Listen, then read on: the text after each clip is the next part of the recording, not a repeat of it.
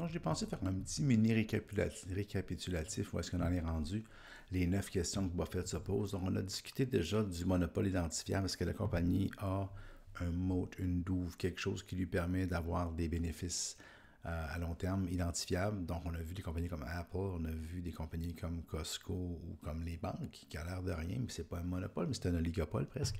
On a vu ça, ce principe-là. On a vu deux, les bénéfices élevés et réguliers. On a vu des comparaisons qu'on a faites avec Banque Royale, Banque CIBC, avec Amazon ou Bombardier ou Nortel.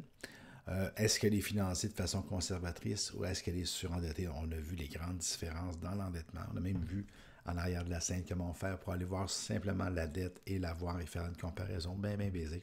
On peut prendre le ratio aussi sur les différents sites, mais c'est toujours le fun quand on voit vraiment le bilan, on voit la progression. Et morningstar.ca, en passant, chapeau, parce qu'on a encore du 5 ans.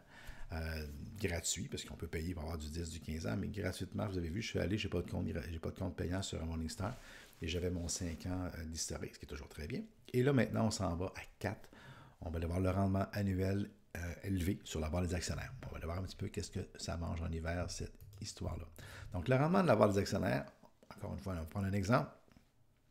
On va dire, vous achetez une maison, vous l'achetez pour la louer.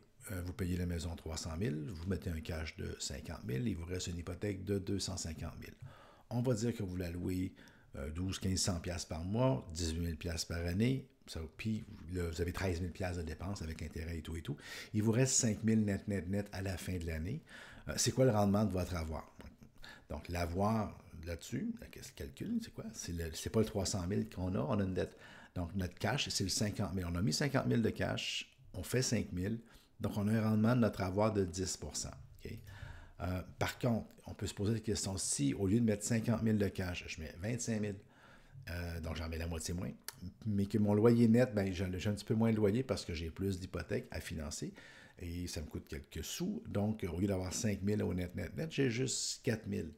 Donc, qu'est-ce qui se passe? C'est que j'ai 4 000 au lieu de 5 000, mais j'ai mis 25 au lieu de 50. Donc, mon rendement de l'avoir est de 16 parce que j'ai 4 sur 25. Donc, j'ai un rendement de 16 en mettant moins de cash, en empruntant un petit peu plus. C'est ce qu'on appelle l'effet de levier. J'ai un meilleur rendement sur mon avoir parce que la banque m'a prêté de l'argent, j'ai fait une location, j'ai fait de l'argent avec l'argent de la banque. On connaît l'histoire. Donc, ça, c'est le rendement de l'avoir. Pour une maison, c'est simple. Pour une entreprise, c'est qu'on regarde le bilan d'entreprise. On l'a vu tantôt, Bombardier avait une valeur nette négative. Là, il n'y a pas de rendement. Puis en plus, ils ne font pas d'argent. Les deux vont ensemble, tu ne fais pas d'argent. Tu as une valeur nette négative. S'il ne se passe rien, c'est la catastrophe. Mais si on prend les banques, par exemple, quand j'ai travaillé dans les banques, c'était le chiffre qui était suivi à l'époque par nos gestionnaires. Puis nos bonus en dépendaient. Je ne sais pas si vous travaillez pour une banque, mais vous devez savoir de quoi je parle. À l'époque, on voulait avoir du 17, 18, 19 puis les banques se regardaient entre eux autres à savoir qui allait avoir le meilleur rendement de l'avoir des actionnaires. C'était comme ça il y a 25-30 ans. Je suis absolument convaincu que c'est encore comme ça aujourd'hui. C'est le chiffre sur lequel les banques regardent comment ils gèrent leur entreprise puis comment ils réussissent à rentabiliser le capital qui est déjà là. De la même façon que vous voulez savoir si votre capital est rentabilisé en payant 50 000 ou 25 000 comme cash sur une maison. J'ai eu connaissance dernièrement des amis à moi qui ont une très très bonne valeur nette et que grâce à leur nom et à leur valeur nette, ils ont été en mesure d'acheter un immeuble zéro comptant. Ce pas des choses qu'on voit souvent, mais ils ont réussi à aller à une institution financière et sur la base de ce qu'eux étaient, ce qu'eux valaient, la banque ou la caisse, peu importe, a dit pas de problème, ils ont prêté 100% du montant. Donc, si le moindrement que l'immeuble qu'ils achètent est rentable, il y a un rendement presque infini sur leur avoir parce qu'ils n'ont même pas eu à mettre un sou dans la transaction. OK, on continue. Donc, le ratio de l'avoir, on va regarder ça encore avec nos compagnies. Banque CIBC, pour ne pas la nommer. Donc, depuis 2011 à 2016, on a du 16, 16,8, 17, 19, 27, 19. Donc, on voit, comme je vous dis, les banques regardent ça religieusement. Banque Royale, on est dans les mêmes chiffres. 18, 19, 18, 16. Alphabet, Google, toujours. On est à 16, 15, 14, 14, 15, 15. Un petit peu moins que dans les banques, mais la valeur de Google dans leur livre est absolument énorme, mais il demeure qu'il y a un très bon rendement en haut de 15 ce qui est très très bien. Apple, hors de ce monde, une première compagnie qui va atteindre probablement la marque du 1 milliard de valeur boursière. Apple a des marges, on le sait. Quand on parle de douve, de mode, de monopole identifiable, Apple évolue dans un monde très compétitif qui est les gadgets électroniques et les téléphones intelligents, où est-ce que tout le monde, Samsung et compagnie, qui veulent en faire, mais par leur image de marque, par leur façon de faire, il y en a qui les détestent. pas de problème à ce niveau-là, de les détester ou de les aimer, c'est rare qu'on reste indifférent.